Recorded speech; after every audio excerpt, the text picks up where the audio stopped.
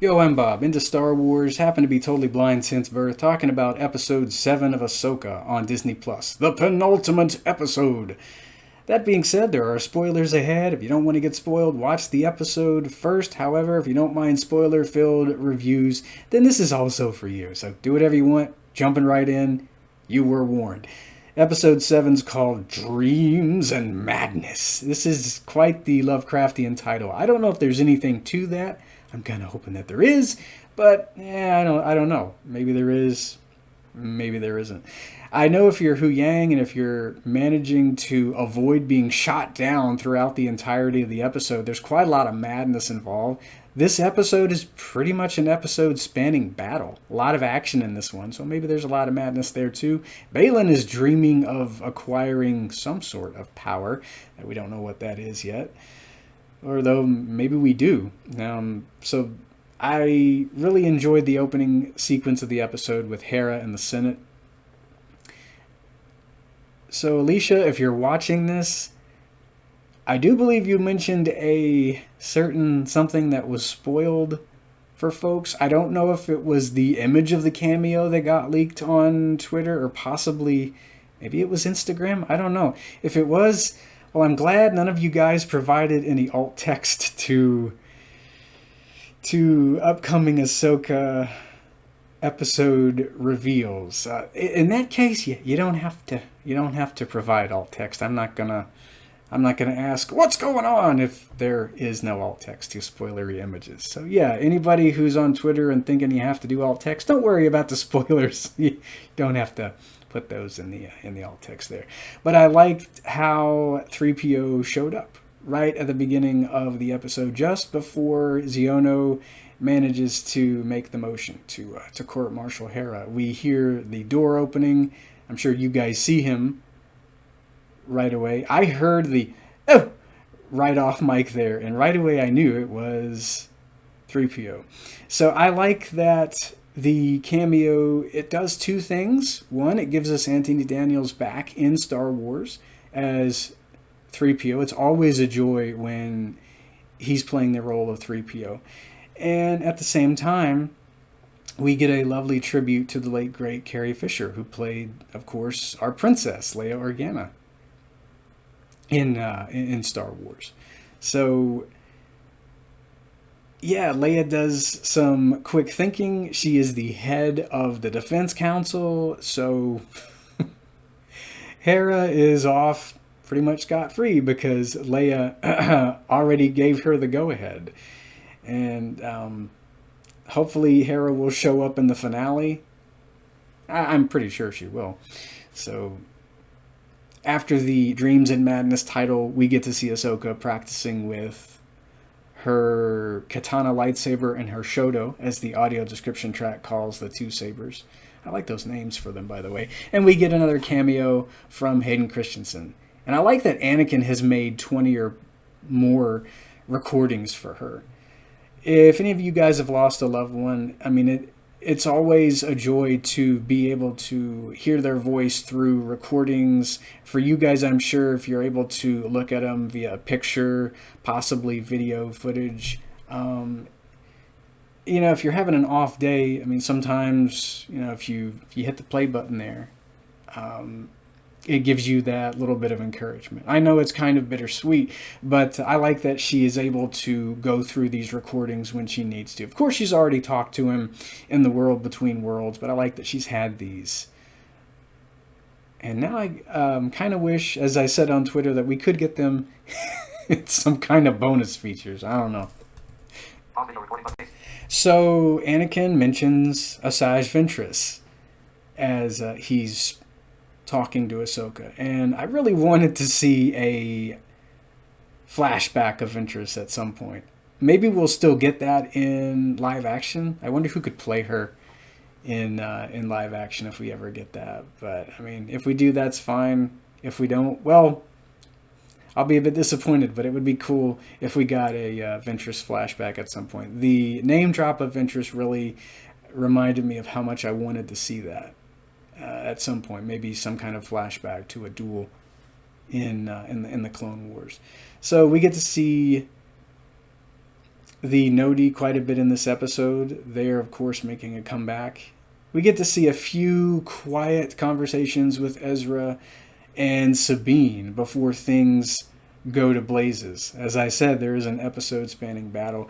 So I think the action really begins when Ahsoka and Huyang drop out of hyperspace, and they drop right into a minefield. There is a viewer that I watched the Ahsoka episode with, and she wishes to remain anonymous, but she says, yeah, the Imperial mines must really suck because they didn't take out a single Purgil. Well, I mean, there could have been off-screen deaths that we didn't see. I don't know if younger viewers could have withstood miles of Purgil guts flying across the screens there. It would have been interesting to see Thrawn being ruthless. But I don't know, though. No Purgil were harmed in the making of this Ahsoka episode. That comment, though, about the Imperial mind sucking, that still cracks me up. I love that.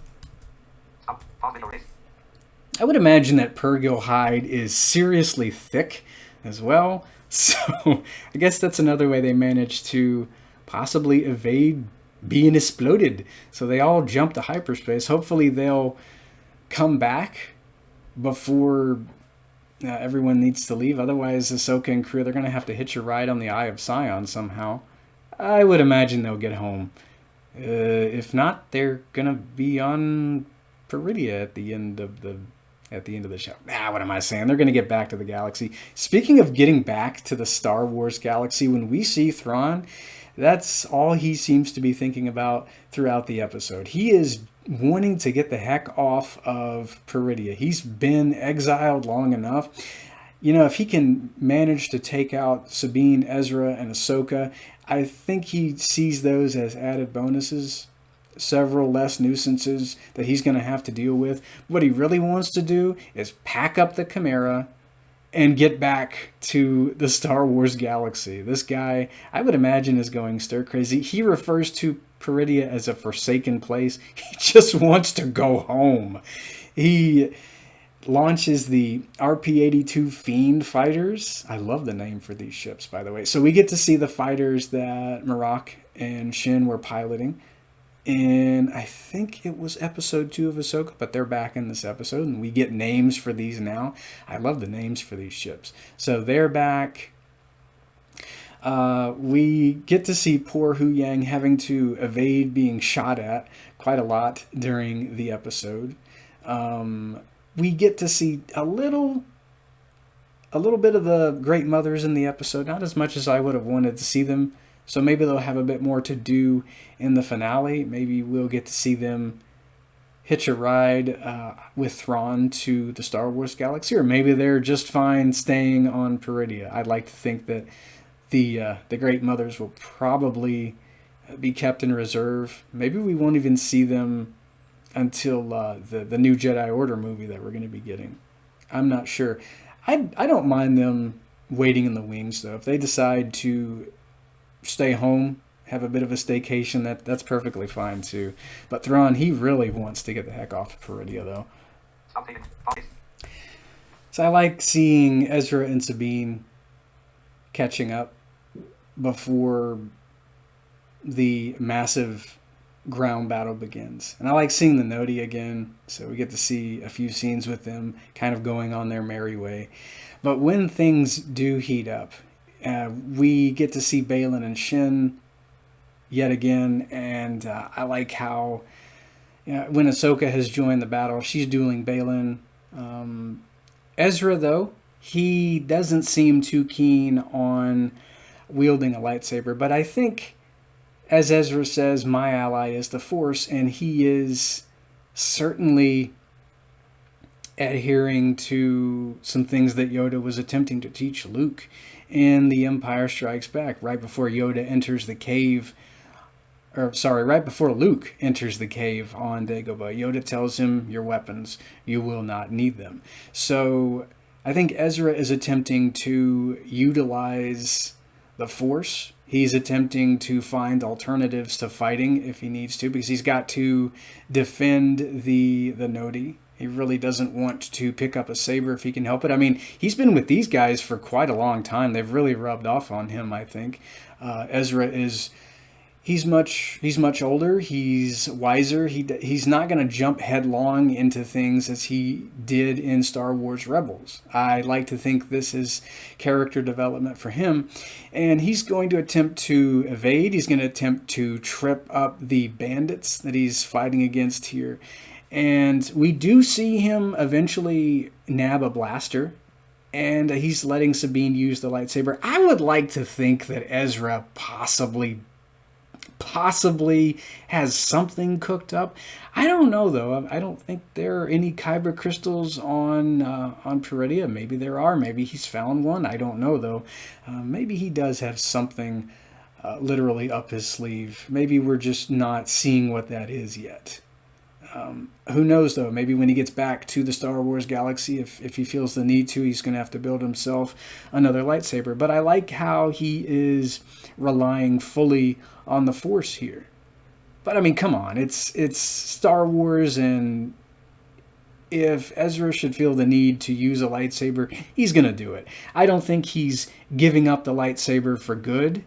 I think this is kind of possibly Dave Filoni knowing the fans want to see him wielding a live action lightsaber, and being like, yeah, you want it? You're going to have to wait a little bit for that. You're not going to get it right away. So I think he's possibly milking it a little bit, which is fine. About the Noti wielding the slingshots in this episode.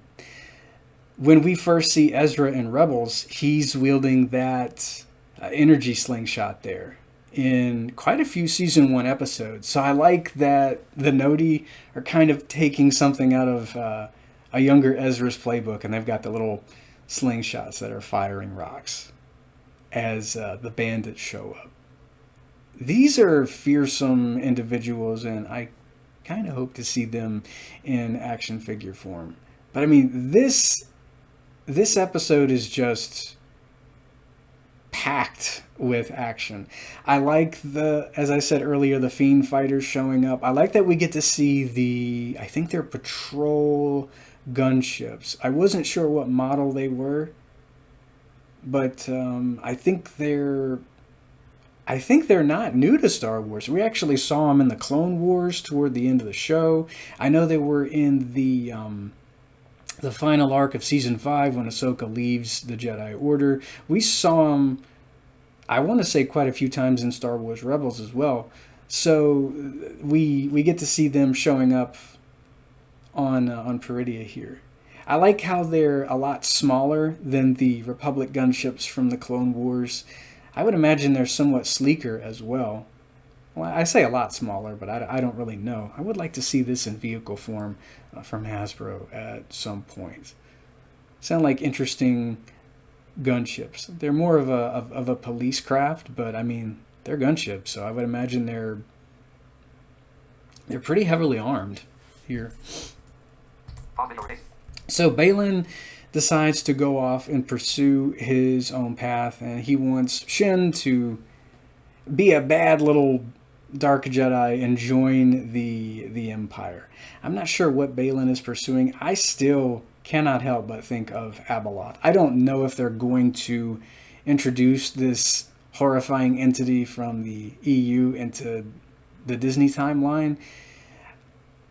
I hope they do her justice if they do eventually go that route. I would very much like to see this creature from Fate of the Jedi show up. But I don't know if we're going to get that. I honestly don't know what to expect.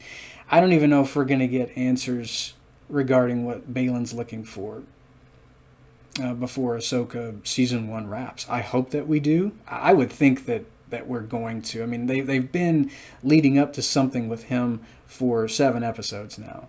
I mean, if we don't, I guess that's the way it is. I don't really know what they're going to be able to do because, may he rest in peace, Ray Stevenson is no longer with us. And it's such a shame, too, because I really love this character so much. And it's been a joy to watch him as Balin throughout the show, and I'm glad that we get to see him in one final episode as the show is just about to wrap. Forgot to mention too, I love Diana Lee Inosanto as Morgan Elsbeth in this episode. She's not too keen on the good guys having won the day, but as Thrawn has made clear ever since she's arrived, he just wants to head back home. And, you know, they're transporting the cargo back to the Chimera at the end of the episode, and yeah, he's ready to go. He feels like Ahsoka has lost a lot of time. They've got all the cargo aboard, and now they can finally head back to the galaxy and unleash whatever's in those cargo containers. Someone, the other day, she jokingly referred to the contents of the containers as care packages to from Thrawn's mother, rather. So, I mean, I don't know what's in there. Probably zombies. I suggested a no-grease sing and dance troupe, but I don't know. Probably zombies in there. I would give the episode I always give them 10 out of 10s. Maybe a 9.5 out of 10. I don't know. I really didn't have anything wrong with the episode, so I would say probably a 10 out of 10. I wanted to see a bit more of Balin looking for the mysterious thing that he's looking for. So I guess we'll be seeing that in the finale. I feel like they're going to have an awful lot to wrap up. But I mean, this is just the beginning of something so much bigger. So I think we'll be left with more questions. I mean, Dave's getting to do his big movie in which a lot of things are going to wrap up eventually. I would imagine we'll be seeing more of Thrawn even before that film. I would think so anyway. I don't know if they're going to be able to wrap everything up in just a movie after Ahsoka. I would think that Thrawn's going to be kicking up Dickens in more than just the movie. So, you know, once he does get back to the galaxy, and I do think we'll be seeing that at the end of Ahsoka, he's going to cause a heck of a lot of trouble before they take him down. So I cannot wait to see what's ahead. I'm not looking for everything to be wrapped up at the end of Ahsoka. I think it's going to be quite maddening. Speaking of madness, we'll probably have a lot of questions. I'm wondering if we're going to get some interesting mid or post-credit scene at the end of the final episode, and we'll all have to speculate for who knows how long until we get more of what Thrawn's up to. Heck, we might not even see what's in the cargo containers. I'll let everybody knows that it's, you know, care packages from Mama Thrawn. That being said, I will see you guys back here for the Ahsoka finale. I don't know what the episode title is. We don't know what the episode title is yet, so yeah. Who knows? I hope the last episode is going to be a good 58, 59 minutes, a good hour. We'll have to see, though. So till next week, guys and gals, may the Force be with you.